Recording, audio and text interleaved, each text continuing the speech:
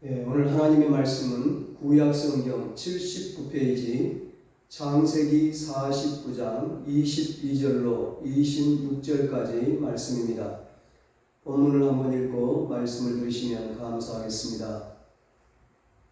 오늘 추석 명절을 앞두고 예배드리는 여러분에게 하나님께서 믿음의 가문, 축복의 가문을 이루는 복을 내려주시기를 주님의 이름으로 축원합니다. 오늘은 요셉의 축복을 받아들입시다, 이런 제목으로 함께 은혜를 나누겠습니다. 이제는 완연한 가을이 된 것 같습니다. 가을은 추석 명절과 함께 풍성한 계절이어서 참 좋습니다. 추석이란 말을 들으면 뭔가 풍성한 느낌이 다가옵니다. 풍성한 곡식들, 풍성한 과일들, 풍성한 음식들, 풍성한 선물들, 풍성한 만남들, 풍성한 보름달까지 추석은 풍성한 명절인 것 같습니다. 그런데 오늘 본문에는 이보다 더 풍성한 축복의 말씀이 있습니다. 22절입니다. 요셉은 무성한 가지 곧 샘 곁에 무성한 가지라 그 가지가 밤을 넘었도다. 아멘.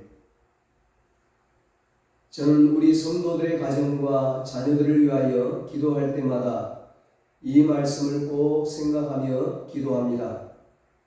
하나님 아버지, 우리 은성교회 성도들의 가정이, 우리 성도들의 자녀들이 샘 곁에 무성한 가지가 되게 해주세요. 담을 넘는 복을 주세요. 생각만 해도 얼마나 복된 말씀인 줄 모릅니다. 맑은 샘이 있고 그 옆에 나무 한 그루가 있습니다. 아무리 광야 한복판에 있다 할지라도 샘가에 있는 한 그 나무는 무럭무럭 자랍니다. 줄기가 자랍니다. 가지가 뻗어갑니다. 잎이 맺힙니다. 온통 푸른 색깔로 뒤덮입니다. 마침내 열매가 주렁주렁 맺힙니다. 드디어 담을 넘어서 그 가지가 담장 밖으로 뻗어나갑니다. 하나님 안에서 가정이 복을 받는데 그 복이 얼마나 풍성한지 담장을 넘어 이웃과 지역과 나라와 열방까지 미치는 것입니다. 자녀들이 세계적으로 영향력 있는 인물이 되는 것입니다. 여러분들도 자녀들을 축복할 때 꼭 이 말씀으로 축복해 주시기 바랍니다. 기도할 때도 이 말씀을 생각하시며 기도하시기 바랍니다. 매일 잠들기 전에 이 말씀으로 자녀들을 축복해 보세요. 모두가 요셉같이 하나님과 사람 앞에서 은총과 귀중히 여김을 받는 사람들이 될 것입니다. 중요한 것은 우리 자녀들이 그런 복을 받기 전에 우리 어른들이 먼저 그런 복의 주인공이 되어야 합니다. 우리가 먼저 풍성한 가지와 푸른 잎과 열매를 맺는 나무가 된다면 우리 자녀들은 벌써 그 축복의 반을 얻고서 시작하는 것입니다. 지혜의 왕 솔로몬이 그랬습니다. 솔로몬이 하나님께 어마어마한 복을 받았는데 자신이 그렇게 복을 받게 된 것이 아버지 다윗 때문이라고 고백합니다. 아버지 다윗의 신앙 때문에 자기가 복을 받았다는 것입니다. 요셉은 어릴 때 이복 형들에게 미움을 받아서 애국으로 팔려간 사람입니다. 요즘 말로 하면 인신매매를 당한 것입니다. 그러니까 그 마음고생이 얼마나 심했겠습니까? 멀쩡하게 자기 돈 내고 비행기 타고 그것도 목적을 가지고 떠나도 막상 물설고 낯선 곳에 가면 적응하기가 얼마나 힘듭니까? 그런데 요셉은 집에서 고생 한 번 안 하고 귀여움만 받고 크다가 팔려갔으니 그 두려움과 비참함이 어떠했을지 짐작이 가고도 남습니다. 노예시장에 끌려나가서 소나 양처럼 값이 매겨져서 팔리기를 기다려야 하는 자신의 모습을 보면서 별별 생각이 다 들었을 것입니다. 그렇게 끌려갔던 그가 애굽의 국무총리가 되었습니다. 그것도 실세 총리가 되었습니다. 바로왕 스스로가 내가 너보다 높은 것은 보좌뿐이라고 할 정도로 최고의 자리에 앉게 된 것입니다. 세계 역사를 통해서 노예가 그 나라 최고 통치자가 된 경우는 없습니다. 요셉이 유일합니다. 애굽은 당시 세계 최강의 나라였습니다. 요즘 같으면 그 총리 자리가 미국의 대통령 같은 자리입니다. 여러분, 세계 최고의 민주주의 국가인 미국에서조차 요즘 세상에서도 그것은 불가능한 일입니다. 지금도 불가능한 일이 수천 년 전, 그것도 절대 권력을 가진 애굽의 바로 왕 때 일어난 것입니다.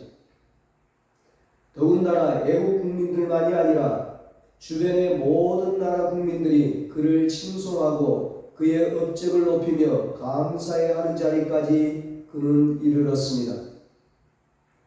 그것뿐이 아니었습니다. 그 모든 것이 하나님으로부터 나온 것임을 온 애국 사람들이 알게 했습니다. 하나님을 알지 못하는 애국 왕 바로의 입으로 이렇게 말하겠습니다. 이와 같이 하나님이 감동한 사람을 어찌 우리가 얻을 수 있겠는가? 창세기 41장 38절입니다. 요셉을 통하여 하나님의 능력이 세상 곳곳에 전파되었던 것입니다. 어떻게 이런 일이 가능했습니까? 더 중요한 일이 있습니다. 그것은 하나님께서 이스라엘 향하여 계획하신 일에 요셉이 결정적으로 쓰임을 받은 것입니다. 하나님께서 택하신 그 백성들이 흉년을 피하게 하기 위해서 미리 한 사람을 그 자리에 갖다 놓으셔야 했는데 그 일에 요셉이 쓰임을 받은 것입니다. 그것뿐이 아닙니다. 이보다 더 큰 쓰임이 있었습니다. 당시 이스라엘 민족이 가나안을 정복하기에는 너무나 힘이 없었습니다. 그들은 힘을 길러야 했습니다. 그런데 가나안에 머물면서 힘을 기른다는 것은 거의 불가능한 일이었습니다. 사방 팔방에 있는 적들이 그들을 가만두지 않을 것이고, 그러면 가나안 정복은커녕 민족이 멸종할 수도 있는 그런 형편이었던 것입니다. 그래서 하나님께서는 400년 동안 이스라엘 백성들을 애굽 땅에 안전하게 머물게 하시고 힘을 기르도록 하셨습니다. 누구를 통하여 그 일을 시작하셨습니까? 요셉을 통하여 하신 것입니다. 요셉 한 사람을 통하여 시작하신 것입니다. 얼마나 멋있게 쓰임을 받았습니까? 여러분, 애굽에 팔려가면서 요셉이 이런 것 생각할 수가 있었겠습니까? 노예 시장에 서서 비참하게 서 있는 자신을 바라보면서 그런 생각 꿈에라도 해보았겠습니까? 보디발의 집에서 관리 집사가 되어서 종이 되어서 한창 잘 나갈 때라도 이런 큰 열매를 생각할 수가 있었겠습니까? 보디발의 아내의 유혹을 물리치고 억울하게 감옥살이를 할 때 자신이 그렇게 될 것이고 자신이 하나님 앞에 그렇게 쓰임받을 것을 눈꼽만큼이라도 생각을 할 수가 있었겠습니까? 그러지 못했을 것입니다. 그런데 그럼에도 불구하고 그는 어떻게 되었습니까? 사람이 가질 수 있는 모든 복을 소유할 수가 있었습니다. 하나님의 섭리 속에 그 뜻을 이루어 나가는데 크게 쓰임받는 사람이 되었습니다. 세상이 하나님을 알게 하는데 큰 몫을 담당하는 사람이 되었습니다. 세상 사람들에게 존경받고 높임을 받는 최고의 인물이 되었습니다. 재물도 풍족하여 마음 놓고 하나님의 일을 감당할 수가 있었습니다. 건강까지도 완전하여서 110세까지 병 없이 살면서 모든 사명을 다 감당할 수가 있었던 것입니다. 얼마나 복받은 사람입니까? 그의 가지가 무성하게 된 거죠. 담을 넘어서 그의 동족을 감싸고 또한 세상을 감싸고도 남음이 있었습니다. 그의 인생의 열매가 얼마나 풍성한지 성경 말씀을 통하여 그를 아는 우리의 마음까지도 뿌듯하게 만드는 것입니다. 사랑하는 여러분, 하나님께서 우리에게도 이런 복을 주시기를 원하십니다. 오늘 우리 가운데 요셉처럼 인신매매당해서 이 자리에 오신 분들은 아무도 안 계십니다. 노예 시장은 아니지만 하루 막노동판에 팔려나가기 위해서 길거리에 서 있어 본 사람도 아무도 없습니다. 억울하게 누명을 쓰고 감옥살이 해보신 분들 여기 계십니까? 없습니다. 요셉이 애굽의 인류대에 나와서 그렇게 성공했습니까? 그렇지 않습니다. 그렇다면 여러분들, 우리는 요셉보다 더 좋은 조건에 있는 것입니다. 내가 있는 자리를 바라보며 결코 슬퍼할 필요 없습니다. 내가 처해 있는 환경 생각하며 낙담할 필요 없습니다. 내 어깨에 올려진 짐들 생각하며 힘들어할 필요 없습니다. 왜입니까? 우리도 요셉같이 될 수가 있기 때문입니다. 우리도 무성한 가지와 열매를 맺을 수 있습니다. 우리도 그 풍성한 가지가 담을 넘어 세상을 덮을 수 있습니다. 우리도 하나님의 역사 속에서 하나님께 크게 쓰임을 받을 수 있기 때문입니다. 그러면 어떻게 그렇게 될 수가 있습니까? 22절 말씀은 단 한 단어로 그 비결을 말씀하십니다. 그것은 셈이라는 단어입니다. 요셉은 무성한 가지 곧 셈 곁에 무성한 가지라. 아멘. 요셉은 하나님의 셈의 신앙의 뿌리를 내리고 있었습니다.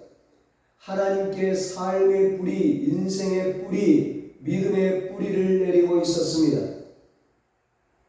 아무리 좋은 묘목을 심고 아무리 좋은 땅에 갖다 놓아도 그 뿌리가 물을 흡수하지 못하면 그 나무는 말라 비틀어지고 맙니다. 아무리 샘이 곁에 있어도 아무리 그 샘에 물이 흘러넘쳐도 그 뿌리가 물을 흡수하지 못하도록 단단히 쌓아며 두면 그 나무는 비실비실 시들어버리고 맙니다. 이걸 모르는 사람은 아무도 없습니다. 그런데 나무는 그런 줄 아는데 우리 자신은 그런 줄 모르는 경우가 너무나 많습니다. 자신의 영혼은 말라서 비틀어지고 자신의 마음은 수분이 부족해서 비실비실 시들어버리고 자신의 육신은 염려와 근심과 두려움으로 혹사당하여 무너져가고 있는데도 샘을 찾기는커녕 옆에 파는 우물조차 우리는 불신앙과 부정적인 생각으로 덮어버리고 거부하고 외면하고 있는 것입니다. 하나님께서는 우리에게 맑은 샘물을 허락하셨습니다. 그냥 뿌리만 적시는 샘물이 아니라 아예 우리 속에서 솟아나는 생수를 주셨습니다. 우리가 무성한 가지를 맺을 수 있도록 샘을 우리에게 허락해 주신 것입니다. 예수 그리스도를 통하여 그 생수의 근원을 허락하셨고 말씀과 기도와 찬양과 봉사와 섬김과 믿음의 삶을 통하여 그 생수가 넘쳐나도록 하셨습니다. 한마디로 예수 그리스도를 잘 믿기만 하면 이 복의 주인공이 된다는 것입니다. 영혼의 복을 주시고 마음의 복을 주시고 육신의 복을 주신다는 것입니다. 우리가 복받기 위해서 예수 믿으면 그것은 기복신앙입니다. 특별히 육신적인 삶과 관련한 복은 더욱 그렇습니다. 사업의 복을 얻기 위하여, 건강의 복을 얻기 위하여, 자녀들의 복 때문에 예수를 믿으면 함정에 걸리게 됩니다. 그게 잘 안 되면 모든 책임을 하나님께 돌리게 돼요. 시험 드는 거죠. 자기가 한 것은 생각지도 않고 하나님 믿었는데 왜 이런 일이 있어? 하나님께서 다 응답하신다고 해놓고 왜 이래? 조그만 일이 있어도 쉽게 시험에 빠지고 맙니다. 그러니까 당연히 그리스도와 함께하는 고난은 동참하지를 못합니다. 혹시 동참을 해도 꼭 무슨 대가를 바라게 되어 있습니다. 그런데 한 가지 분명히 알아야 할 것이 있습니다. 복을 목적으로 예수를 믿으면 진짜 복을 받지 못하는데, 반대로 복과 상관없이 예수를 잘 믿는 사람들은 그런 복마저도 다 얻게 된다는 것입니다. 솔로몬처럼 구하지 않은 복까지 다 주시는 것입니다. 너희는 먼저 그의 의를 구하라. 그의 나라와 그의 의를 구하라. 그리하면 이 모든 것을 더하여 주시리라고 했습니다. 정말 순수하게 예수를 잘 믿어서 이런 복을 얻게 된다면 그것은 진짜 복이라는 것입니다. 헌금도 그렇습니다. 여러분, 복 받기 위해서 11조해서는 안 됩니다. 그런데 주신 것 감사해서 받은 은혜가 너무 커서 11조를 하는 사람들에게는 반드시 하나님께서 복을 주십니다. 여러분, 사람들이 그런 체험을 하지 못하고 계속 의무적으로 11조를 했다면요, 벌써 교회의 역사 속에서 11조는 사라졌을 것입니다. 선한 청지기로서 하나님께 인정을 받고 감당할 능력이 있어서 복을 받았다면 그것은 진짜 복을 받은 것입니다. 왜냐하면 그 모든 복들이 하나님 일에 크게 쓰임을 받기 때문입니다. 다시 말하면 우리가 받은 모든 것들이 하나님 일에 제대로 쓰임을 받으면 그것은 복입니다. 하나님 일에 쓰임을 받지 못하고 그것 때문에 하나님께로 멀어지게 한다면 그것은 복이 아니라 오히려 화가 되어버리고 맙니다. 이왕이면 이런 큰 복 우리 모두 받아야 하지 않겠습니까?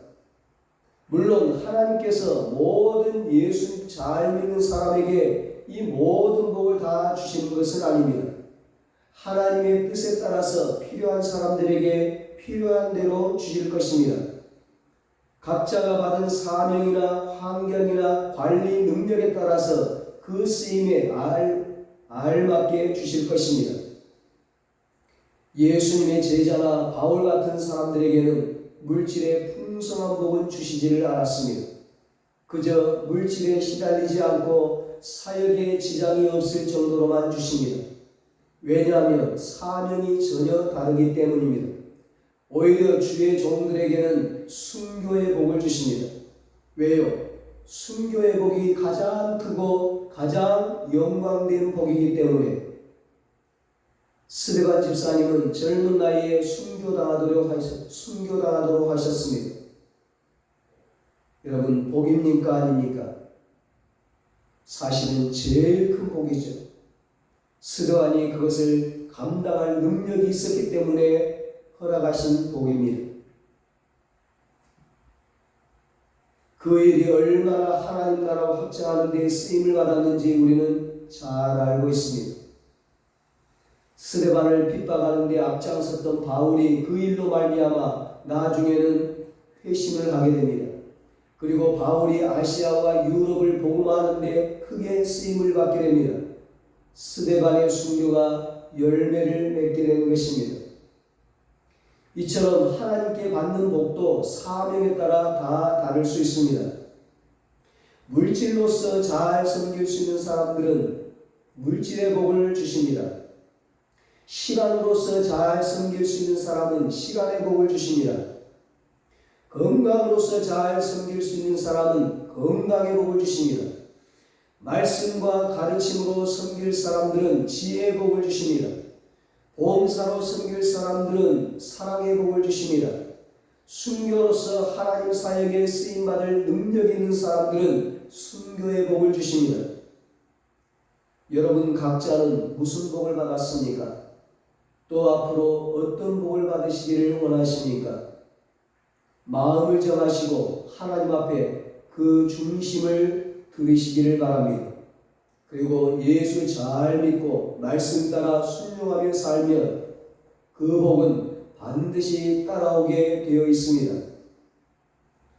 어려움을 만나도 그렇습니다. 시냇가에 심은 나무처럼 하나님의 생수가 넘치는 사람은요, 어려운 일을 좀 당해도 싱싱하고 푸르름을 유지합니다. 그게 복이죠. 웬만한 문제가 있어도 꿈쩍 안 합니다. 큰 바위처럼 흔들리지가 않습니다. 얼굴에 표시도 안 냅니다. 문제 바깥에 있는 하나님의 능력을 믿음으로 바라보기 때문입니다. 그런 사람들은 이런 생각을 합니다. 문제는 해결하기 위하여 있는 것이라. 이 문제를 통하여 하나님께서는 무슨 더 좋은 것을 주시려는 것일까? 위기는 기회다. 기회가 왔구나. 믿음을 가지고 오히려 담대하게 문제와 정면 대결을 하고 기도하며 헤쳐나갑니다. 이런 사람들은 염려와 근심이 생길 때 말씀이 먼저 떠오릅니다. 아무것도 염려하지 말고 오직 모든 일에 기도와 간구로 너희 구할 것을 감사함으로 하나님께 아뢰라. 그리하면 모든 지각에 뛰어난 하나님의 평강이 그리스도 예수 안에서 너희 마음과 생각을 지키시리라. 아멘. 빌립보서 4장 6절 7절 말씀입니다. 그래서 정말로 주님께 다 던지고 염려하지 않고 근심하지 않고 감사함으로 아뢰고 마음의 평강을 얻고 또 기도 응답도 받게 됩니다. 고린도후서 4장 7절로 9절에 말씀합니다. 우리가 이 보배를 질그릇에 가졌으니 이는 심히 큰 능력은 하나님께 있고 우리에게 있지 아니함을 알게 하려 함이라. 우리가 사방으로 우겨쌈을 당하여도 쌓이지 아니하며 답답한 일을 당하여도 낙심하지 아니하며 박해를 받아도 버림받지 아니하며 거꾸로 뜨림을 당하여도 망하지 아니하고. 아멘. 세상이 다 무너지는 것 같은 캄캄한 일을 당하더라도 예수 잘 믿는 사람들은 이런 말씀이 우리를 꽉 붙들어 줍니다. 그래서 실제로 하나님의 크신 능력을 경험하게 되는 것입니다. 진짜 하나님으로부터 오는 복을 받게 된다는 것입니다. 오늘 본문 13절 14절에 말씀합니다. 활 쏘는 자가 그를 학대하며 적개심을 가지고 그를 쏘았으나 요셉의 활은 도리어 굳세며 그의 발은 힘이 있으니 이는 야곱의 전능자 이스라엘의 반석인 목자의 손을 힘입음이라. 아멘. 악한 자들이 아무리 요셉을 학대하고 미워하고 핍박하고 공격해도 전능하신 하나님이 요셉과 함께 하심으로 요셉의 팔을 붙드심으로 요셉은 쓰러지지 않는다는 것입니다. 요셉은 흔들리지 않는다는 것입니다. 좌절하지 않았습니다. 낙심하지 않았습니다. 포기하지 않았습니다. 실패하지 않았습니다. 오히려 그의 발은 더 힘이 있고 그의 믿음은 더 강하고 그의 삶은 더 성실하고 더 깨끗하고 그래서 마침내 샘 곁에 무성한 가지가 되고 담을 넘는 복을 받게 되었습니다. 우리 자녀들도 그렇습니다. 여러분들 자녀들에게 다른 복 받게 하려고 너무 애쓰지 마시기 바랍니다. 그 노력의 10분의 1이라도 예수 잘 믿게 하시기 바랍니다. 그러면 영생의 복뿐만 아니라 진짜 하나님께서 주시는 많은 복을 받게 됩니다. 옛말에 3대 가는 부자 없다고 합니다. 아무리 부자라도 3대째 내려가면 다 없어지더라는 것입니다. 예수 믿지 않고 얻은 복 3대가 가지 못하더라는 것입니다. 그런데 여러분, 3대째 예수 믿고 복 받지 않은 가정들이 있습니까? 없습니다. 만약 있다면 제대로 믿지 않은 사람들이 분명합니다. 대대로 예수 잘 믿고 하나님 말씀대로 살려고 노력하고 하나님 뜻을 찾아서 살려고 애쓴 사람들 가운데서 불행해진 사람들은 하나도 없습니다. 설사 사람들의 눈에 보기에 불행한 일을 당한 것 같아 보여도 오히려 그것 때문에 하나님 안에서 더욱 행복하고 보람 있는 삶을 사는 것을 볼 수가 있습니다. 사랑하는 여러분, 예수 잘 믿는 것이 최고입니다. 그 안에 모든 복의 해답이 다 있습니다. 예수 그리스도의 셈에 굳건히 뿌리를 내리시기를 바랍니다. 예배를 사모하고 말씀을 사모하고 기도와 찬양에 힘쓰고 말씀대로 살아가는 데 온 힘을 다하시기를 바랍니다. 예수 그리스도의 셈의 뿌리를 든든히 둔 사람들은 그의 삶에서 표가 나게 되어 있습니다.